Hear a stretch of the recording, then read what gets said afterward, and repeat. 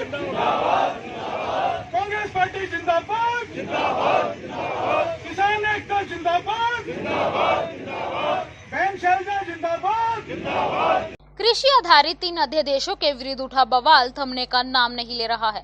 सड़क से लेकर संसद तक हर तरफ इन बिलों को लेकर विभिन्न संगठन आंदोलनरत है। विभिन्न किसान व्यापारियों संगठनों द्वारा कल किए गए महाबंद के बाद आज कांग्रेसियों ने सरकार के खिलाफ हल्ला बोला। लघु सचिवालय के सामने धरने पर बैठे कांग्रेसियों ने जमकर सरकार और सरकार की नीतियों को कोसा। पूर्व में कृषि मंत्री रहे सरदार परमवीर सिंह के नेतृत्व में दिए गए धरने में कांग्रेस के कई चेहरे और कार्यकर्ता मौजूद रहे। इन अध्यादेशों को काला कानून बताते हुए कांग्रेस नेताओं ने कहा कि यह बिल किसानों के लिए मौत का समान साबित होने वाला है, क्योंकि पहले से महंगाई की मार झेल रहे किसानों की हालत वैसे ही नाजुक बनी हुई है। रही सही कसर इन बिलों से निकल जाएगी। सरकार बड़े बड़े कॉरपोरेट हाउस को देश की बड़ी बस सेवाएं सौंप रही है। अब कृषि को भी अप्रत्यक्ष रूप से इनके हवाले किया जा रहा है। वहीं कांग्रेस नेताओं ने प्रदेश के उप मुख्यमंत्री दुष्यंत चौटाला पर भी निशाना साधते हुए कहा कि डिप्टी सीएम ने कहा कि जिस दिन किसान पर आंच आएगी उस दिन मैं इस्तीफा दे दूंगा। उन्होंने प्रश्न किया कि जिस प्रकार पीपली में किसानों पर लाठियां हुआ, क्या ये किसान पर आंच नहीं थी? उन्होंने कहा कि वे इन काले कानूनों का पुरजोर विरोध करते हैं और इन बिलों को वापस नहीं लिया गया तो कांग्रेस सड़क से लेकर संसद तक सरकार को घेरने का काम करेगी। तो ये जो 3 अध्यादेश हैं, इसके खिलाफ सारे हिंदुस्तान में किसानों में बड़ा भारी रोष है और इसका कारण भी है, क्योंकि ये तीनों अध्यादेश जो है हिंदुस्तान के अंदर सिर्फ एमएसपी खत्म करने के लिए और जो मंडी का सिस्टम बना हुआ है युगांतरा तक पीढ़ियों से, उसको ख़त्म करने के लिए इसका बनना ही चाहिए कुछ भी ले। और सबसे बड़ी अफसोस की बात है कि इस देश का अन्नदाता किसान है और कल हमारा संसद, इस संसद को हम लोकतंत्र का मंदिर कहते हैं और बड़े अफसोस के साथ कहना पड़ता है कि इस लोकतंत्र के मंदिर में कर लोकतंत्र की हत्या हो गई। इतना बड़ा ये किसान विरोधी बिल बिना वोटिंग के वहाँ पर पास कर दिया गया, इसका बड़ा भारी आक्रोश है। और मौजूदा जो ये सेंटर में नरेंद्र मोदी जी की भारतीय जनता पार्टी सरकार है, एनडीए की सरकार, मैं कहूँगा एक भी ऐसा व्यक्ति नहीं जिसने किसान के बारे में सोचा हो। और यही आज हमारे हरियाणा के अंदर पोजीशन है कि आज हरियाणा के अंदर उसी बिल को कांग्रेस पार्टी ने कह दिया। भूपेंद्र जी हुड्डा मिले गवर्नर साहब को और उन्होंने कहा भाई स्पेशल यहाँ सेशन बुलाओ और उस सेशन के अंदर इसको लेके आओ, इसके ऊपर डिस्कशन हो, लोगों की राय हो।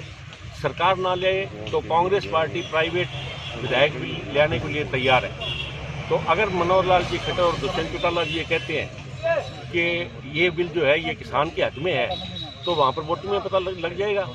जो हक में वोट देगा कांग्रेस बिल लेके आएगी इसके खिलाफ, तो पता लग जाएगा कौन एमएलए हक में है कौन खिलाफ है। आज मुझे अफसोस की बात है, दुष्यंत चौटाला जी का बयान आया, कहता है मेरे को जिस दिन महसूस होगा ना किसान के ऊपर आंच आएगी उस दिन मैं इस्तीफा दे दूंगा। पिपली के अंदर 79 किसानों पर लाठीचार्ज हुआ, ये किसान पर आंच ही नहीं है। चैलेंज करता हूं आपके माध्यम से, प्रेस के माध्यम से, दुष्यंत चौटाला जी ने कहा है कि आंच किसान पर उस दिन आएगी जिस दिन एमएसपी पर उसकी फसल ना बिकेगी। भाई ये अध्यादेश आज देश का किसान इसके विरुद्ध खड़ा हो गया है, वो इसलिए क्योंकि ऐसा इसमें कोई शक नहीं है, ये एमएसपी जो सिक्योरिटी है किसान को, उसको ये फेज आउट करने के लिए ये इनका पहला स्टेप है। फेज आउट करने के लिए ऐसा किसान पहले इतना परेशान है, आप प्राइसेस देखो डीजल की, खाद की, और आज किसान को राहत देने की ज़रूरत है। आज किसान को मुश्किलों में किया जा रहा है, तो ये बिल्कुल ऐसा एमएसपी को हटाने का चक्कर है सारा। कांग्रेस बिल्कुल किसान के लिए, किसान भाइयों के लिए और आढ़तियों के लिए और मजदूर भाइयों के लिए जो अध्यादेश इन सब वर्गों के विरुद्ध हैं, उनके लिए संघर्ष करती रहेगी जब तक ये वापस नहीं हो जाते। आगे की रणनीति देखो, हमारे सोनिया गांधी जी के आह्वान पे ही सारा कांग्रेस पार्टी आज ये सड़कों पर है भाई अन्याय हमारे होने जा रहा है इन अध्यादेशों के से हमारे किसान पे, आड़ती पे और हमारे मजदूर भाइयों पे। तो पूरा संघर्ष हम करेंगे जब तक ये किसान विरोधी, व्यापारी विरोधी और मजदूर विरोधी अध्यादेश वापस ना हो जाए, ये कानून वापस ना हो जाए।